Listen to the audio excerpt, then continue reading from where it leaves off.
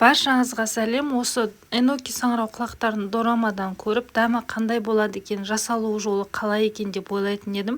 Өте дәмді шықты. Эноки саңырау құлақтарының басындағы бөлігін кесіп алып тастаймыз. Жақсылап жуып тазалап кептіріп аламыз.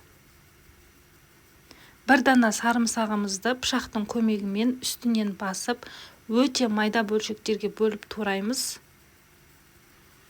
Ыдысымызға салып аламыз. Бір қасық шекер қосамыз. Бір қасық томат пастасын қосамыз. Үлкен қасықпен соевый соус қосамыз. Соусымыз дайын болды. Жақсылап араластырамыз. Кисло-сладкий соус шықты. Табамызға майымызды құйып, жаңағы эноки саңырау құлақтарын екі беті қызарғанша қуырамыз. Мен сливочный маймен қуырдым. Оливковый масламен қуырсаңыздар да өте дәмді шығады. Көп қуырып қажет емес, өте жұмсақ болып кетеді. Бізге хрустящий, яғни қытырлақ болу керек. Жаңағы соусымызды бір тегіс етіп бетіне жағып шығамыз. Үстіне аз мөлшерде су құямыз.